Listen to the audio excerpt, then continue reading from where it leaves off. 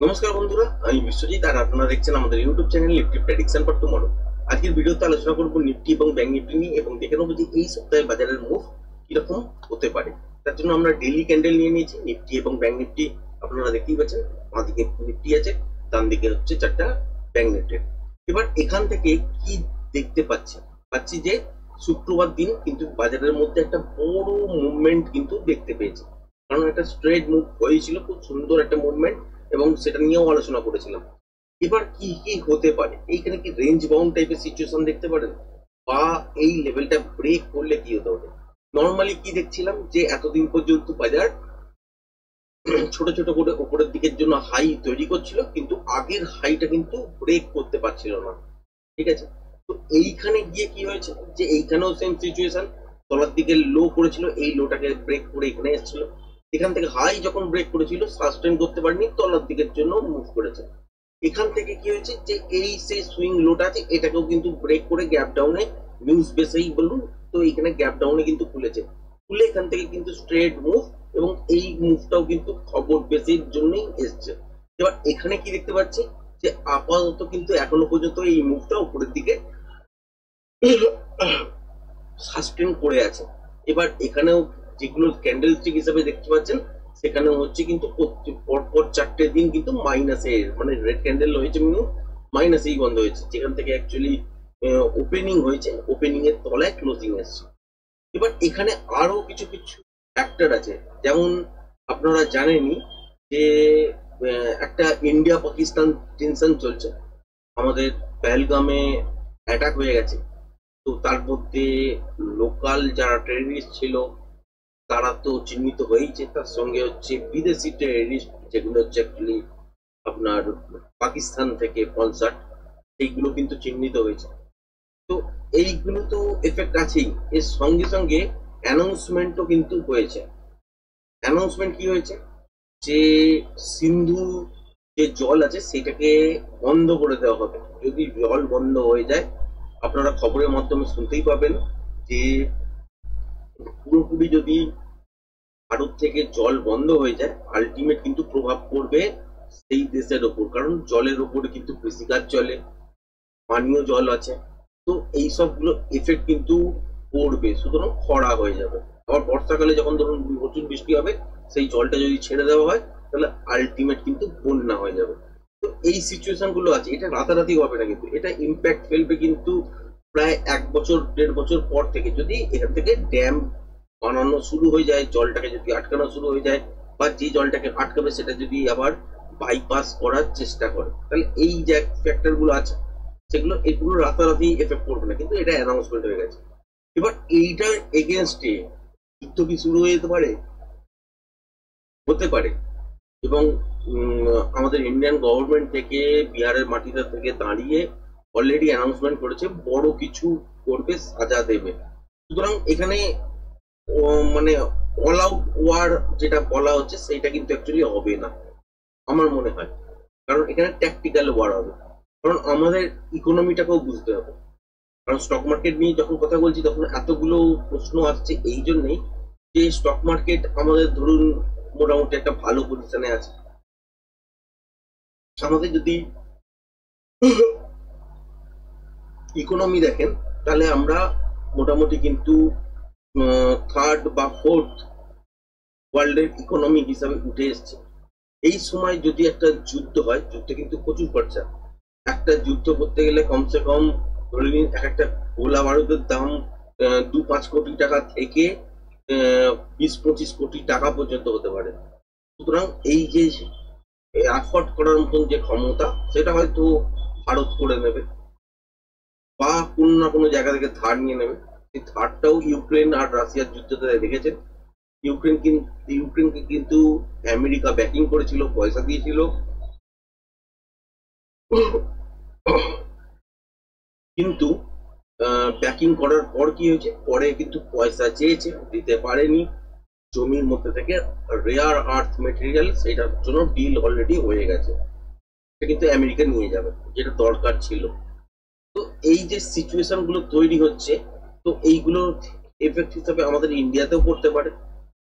তো এইখানে কিন্তু যদি যুদ্ধটা ট্যাকটিক্যাল বা ছোট স্কেলে করা হয় বা টার্গেটেড যদি যুদ্ধ করা হয়, তাহলে এটা 3 মাস 4 মাস থেকে 1 বছর পর্যন্ত কন্টিনিউ হতে পারে, যেখানে আমাদের ইকোনমিতে হয়তো কোনো প্রেসার পড়লো না।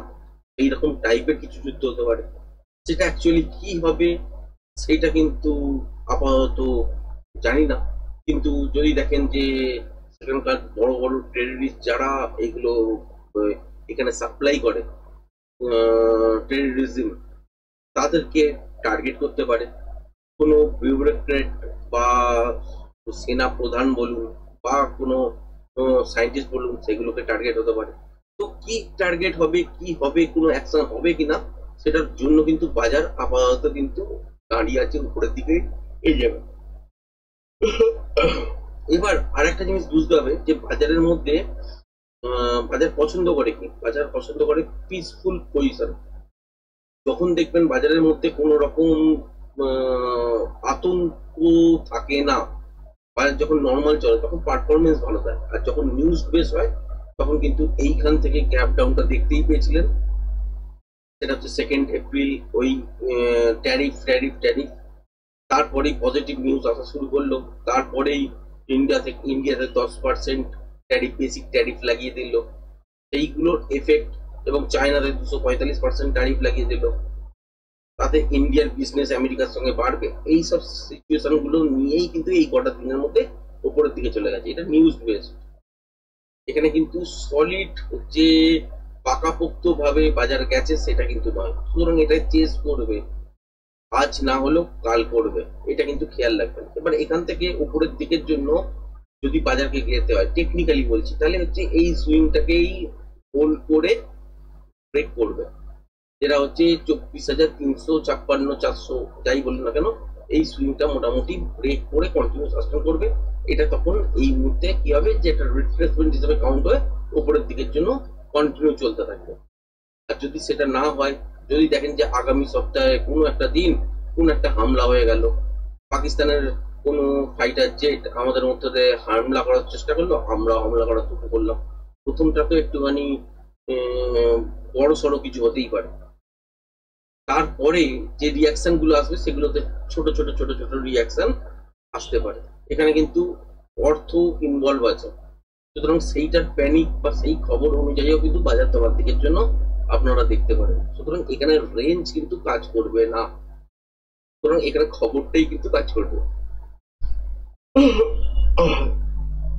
এখানে আর একটা জিনিস খেয়াল করবেন যে বাজার যদি ধরুন এইসব জায়গা থেকেই উপরের দিকের জন্য ঘুরছে, তাহলে সেক্ষেত্রে 24,350 56 বা 400, এইটার ওপর থেকে কিন্তু বাজারের মধ্যে নতুন একটা মুভমেন্ট আপনারা দেখতে পারেন।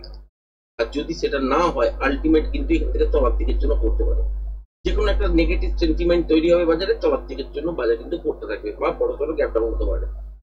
নর্মাল যদি বাজার চলে, কোনো রকম যদি ধরুন এই মুহূর্তে টেনশন অলরেডি আছে, ইন্ডিয়া পাকিস্তানের মধ্যে একটা টেনশন আছে অলরেডি। সিন্ধু যে চুক্তি ছিল সেটাকে নালায়ন ভয়েড করার পর অ্যাকচুয়ালি কিন্তু দেখা গেছে যে পাকিস্তান থেকেও কিন্তু উল্টো পাল্টা স্টেটমেন্ট আসছে, যুদ্ধ করবে, রক্ত দেখবে, এইরকম টাইপের স্টেটমেন্ট আসছে। তো এইগুলো নিয়ে কিন্তু পুরো আপনার পাকিস্তান কিন্তু এফেক্টেড, পার্টিকুলার এই একটা পয়েন্টের উপর, সেই জলের চুক্তি বাতিল করা হলো তাতেই। এবার কিন্তু সাধারণ মানুষ বোঝে কি, সবাই চাইছে যুদ্ধ। যুদ্ধ করে কিন্তু সব দেশের ভালো হয় না, কিছু কিছু দেশের ভালো হতে পারে, যেমন আমেরিকা, রাশিয়া, যাদের কাছে যে কোনো জিনিস তৈরি করার ক্যাপাবিলিটি আছে, পয়সা আছে, তারা যদি যুদ্ধ করে সেটা হচ্ছে শো অফ করা হচ্ছে। সেখানে যে যে জিনিসগুলো ফাইটার জেট বলুন, গোলাগুলি বলুন, ড্রোন বলুন, যেগুলো দেখানো হচ্ছে সেইগুলো কিন্তু আলটিমেট দেখতে পাচ্ছে কারা, যে বিশ্ববাসী, যারা বিশ্বের ছোট ছোট দেশ আছে বা যাদের কাছে নেই সেই টেকনোলজি। বা ইউক্রেন, ইউক্রেন বলছি আপনার, রাশিয়া ইউক্রেন নয় অ্যাকচুয়ালি, আরেকটা হচ্ছিল ইসরায়েল গাজাদের মধ্যে যেটা হচ্ছিল, সেখানে আরাম ড্রোন বলে একটা টেকনোলজি লাগানো হয়েছিল, যেটা লেজার দিয়েই যে কোনো গোলাগুলিকে নষ্ট করে দিচ্ছে, সেখানে কস্টিং কম। আমাদের যেমন ডিফেন্সে S-400 এইরকম কিছু আছে, তো যে কোনো মিসাইলকে আটকে দেবে, আটকে দেবে মিন্স হচ্ছে এখান থেকে পাল্টা মিসাইল চালিয়ে সেটাকে ধ্বংস করবে। এখানে কস্টিং বেশি, কিন্তু এই জায়গাগুলো খেয়াল রেখে আমরা আস্তে আস্তে করে উপরের দিকের জন্য এগোচ্ছি, ইকোনমিক্যালি আস্তে আস্তে করে এগোচ্ছি, গ্রোথ করছি। এই জায়গায় যদি পজ লাগাতে হয় তাহলে একটা যুদ্ধ হবে। এবার চায়নাও কিন্তু বসে আছে, ব্যাকডোর দিয়ে কিছু না কিছু হেল্প করতে শুরু করবে, ডাইরেক্ট হয়তো আসবে না পিকচারে। চায়নাও এতদিন ধরে বিভিন্ন ছোট ছোট দেশের সঙ্গে, পুরো প্রতিবেশীর সঙ্গেই হয়তো চায়নার এক বনিবনা নেই, তা সত্ত্বেও কিন্তু যুদ্ধ তারা করতে চায় না, কারণ জানে তারা যে ইকোনমিতে কিন্তু এফেক্ট করবে, সব দেশের জন্য সুটেবল নয় যুদ্ধ। তো সুতরাং এই জায়গা রাশিয়া, আমেরিকা সারা পৃথিবীতে যুদ্ধ করে করে করে করে তাদের অস্ত্র শস্ত্র সোয়াপ করে, আর সেখান থেকে অস্ত্র বেচে পয়সা কামায়। আমাদের কিন্তু সেই জায়গাটা নেই। যদি আমরাও আমাদের কাছে অস্ত্র তৈরি করার জায়গা থাকতো তাহলে আমরাও বিভিন্ন দেশের হয়তো ছোট ছোট দেশের মধ্যে যুদ্ধ আয়োজন করতাম, আর সেখানে কার টেকনোলজি কত বেটার সেটা নিয়ে ব্যবসা হতো, কিন্তু আমাদের সেই সিস্টেম কিন্তু নেই। সুতরাং আমরা কিন্তু এফোর্ড করতে পারবো না।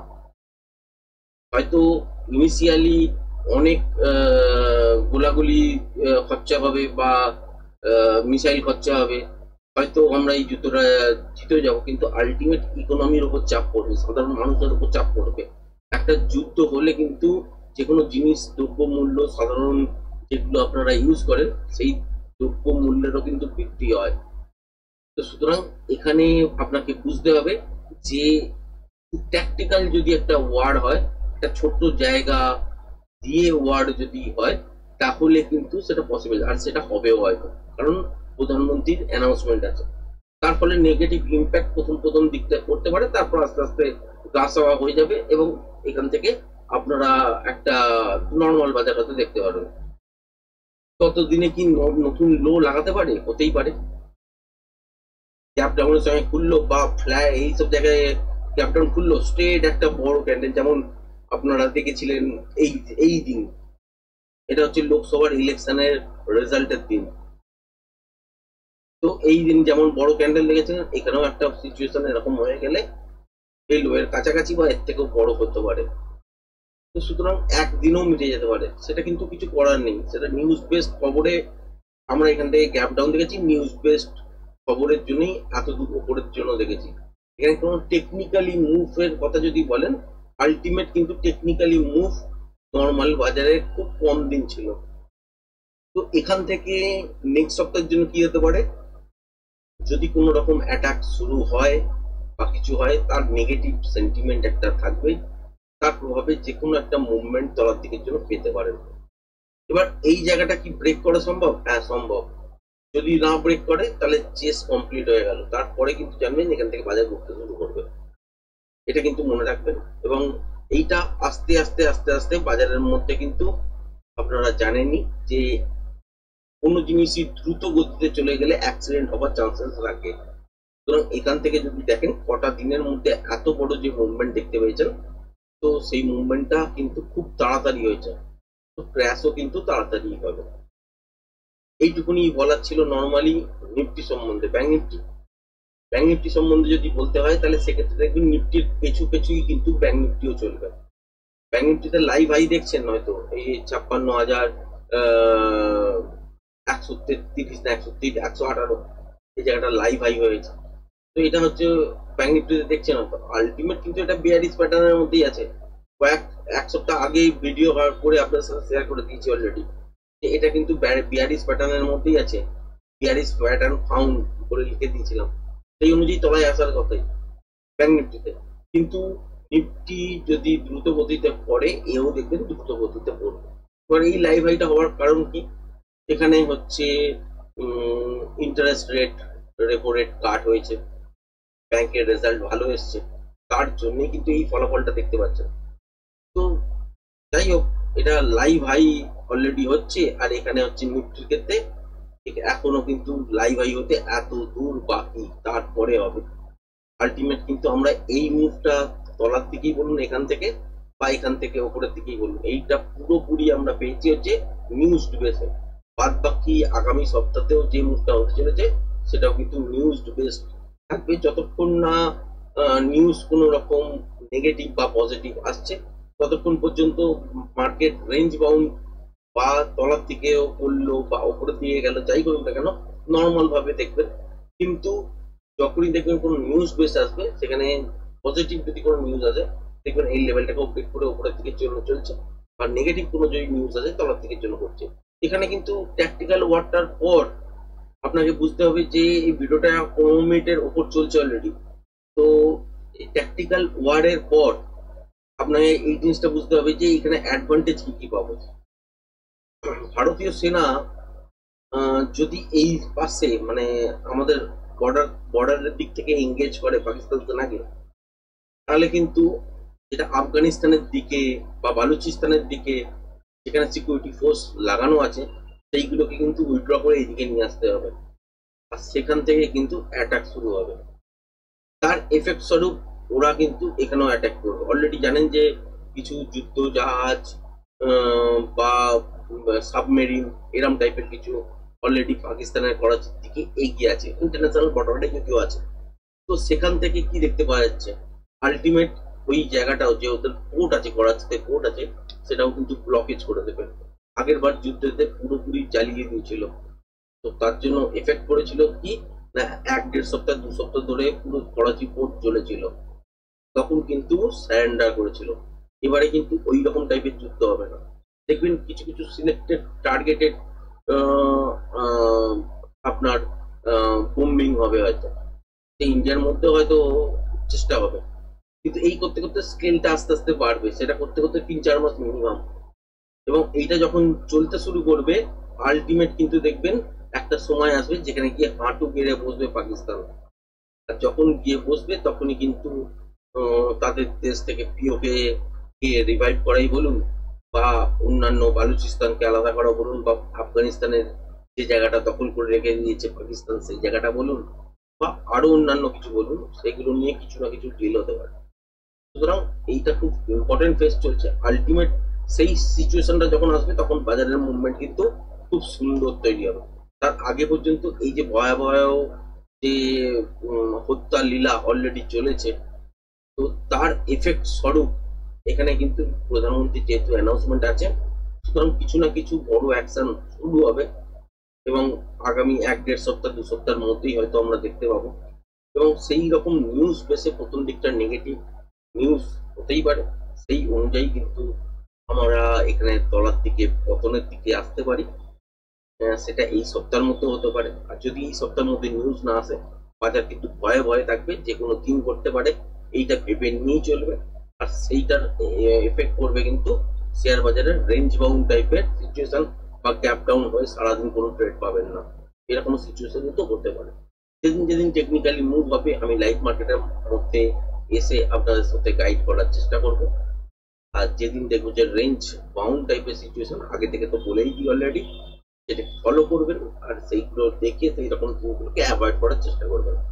ব্যাংক নিফটির ক্ষেত্রেও দেখেছেন যে এই যে সুইং লো হয়েছে এই এতটা পর্যন্ত আপাতত, যদি কোনো কারণে দেখা যায় যে আবার এখান থেকে উপরের দিকের জন্য যাচ্ছে এবং এই লো হাইটাকে ব্রেক করছে, তাহলে একটা ভালো মুভ উপরের দিকের জন্য আবার পেতে চলেছে।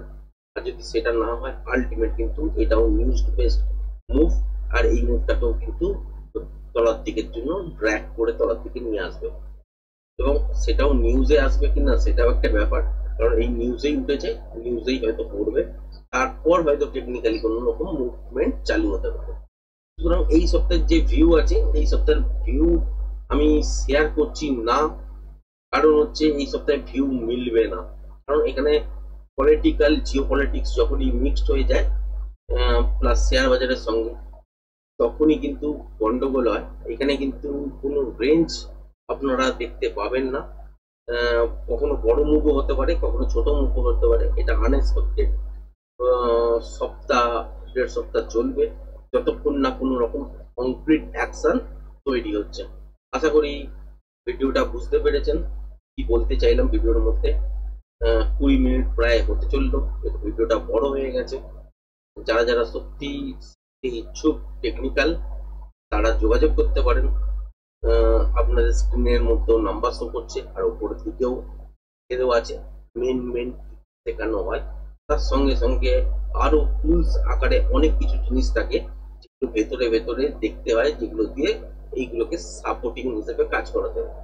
সত্যি যারা শিখতে ইচ্ছুক তারা যোগাযোগ করতে পারেন। নিচে ডেসক্রিপশন বক্সেও আপনার লিঙ্ক দিয়ে দেওয়া আছে টেলিগ্রাম চ্যানেলে, সেখানে গিয়েও জয়েন করতে পারেন, বা ফোন করেও বা হোয়াটসঅ্যাপেও আপনারা লিখে পাঠাতে পারেন। ধন্যবাদ। আজকের ভিডিওটাই এইখানেই সমাপ্ত করলাম।